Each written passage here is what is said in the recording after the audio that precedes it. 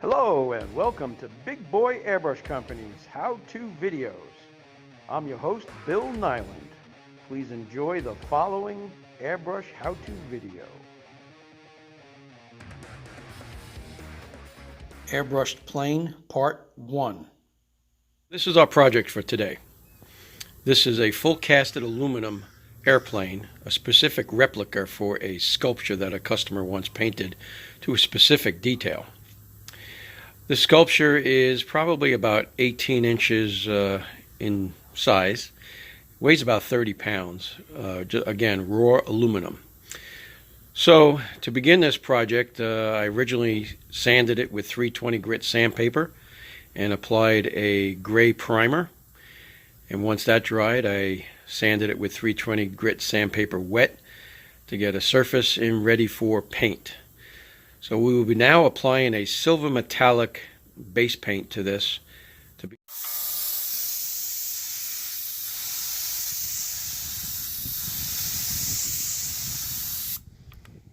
This is the airplane after the silver metallic base paint was applied. Probably in the video you can't see too much difference between a gray primer and a metallic silver, but it is. And the next step would be to lay out the tape design for our graphic that goes on top of the wing. I am applying a fine line 1/8 of an inch fine line tape for the outline of the graphic of the wings. You always want to make sure that your tape edges are flat so no overspray can go underneath the tape and ruin your project.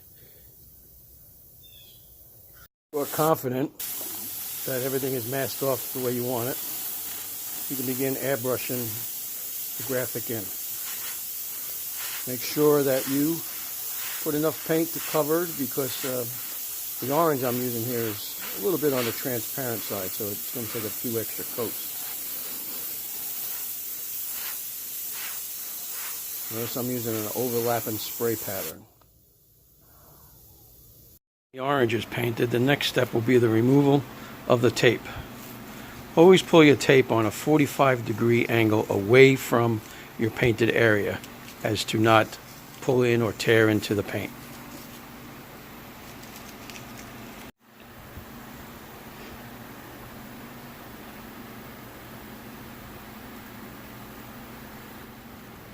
Never remove tape from a painted surface quickly. Take your time, roll it away, and it'll come off clean.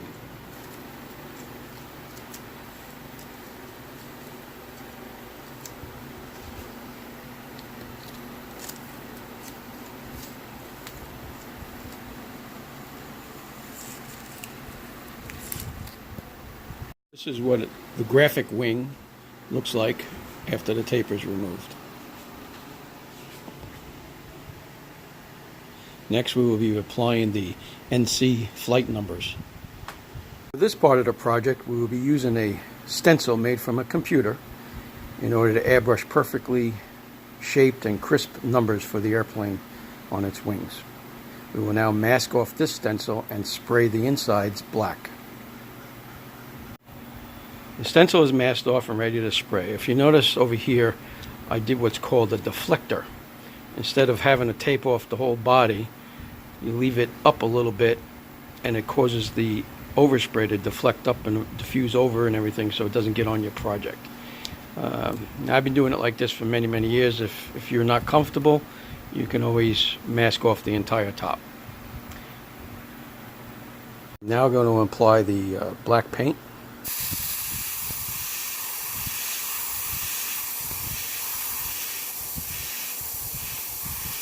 All my edges are down on the paint and on the stencil. Basically, it's just the filling in.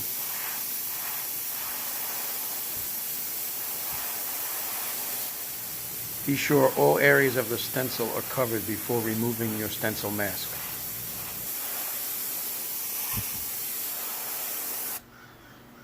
The type of paint that I use is automotive paints. I always use automotive paints and clear paint coats. It's the most easiest to work with, the most durable, never dries in the gun, gives a good coverage. It's just perfect paint for everything, including clothing, walls, whatever. Now we will remove the tape from this stencil. Okay, I removed the tape and now I'm removing the stencil.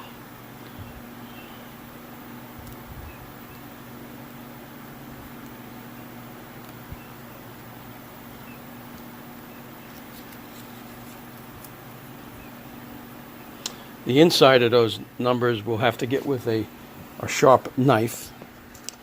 When doing this, be careful not to damage the paint below. And here is the NC numbers on the airplane's wing.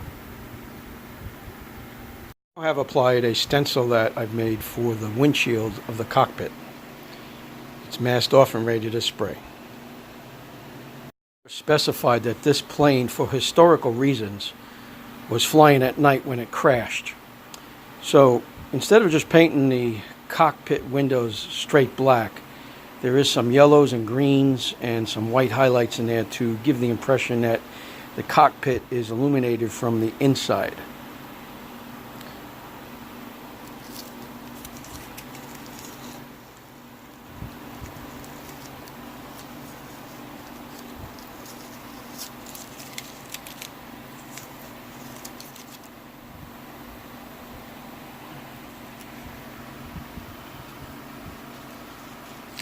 There you go. Taped off and masked the anti-glare section of the nose of the airplane and are now airbrushing it black.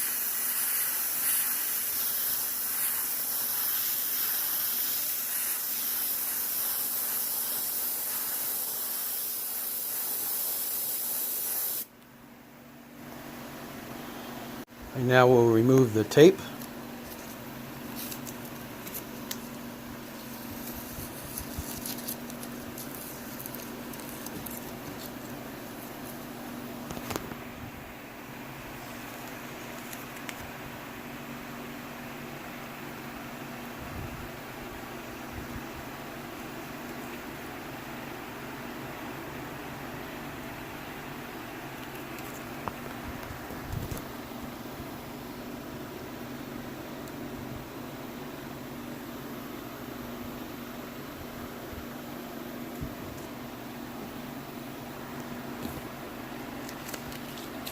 And there you have it.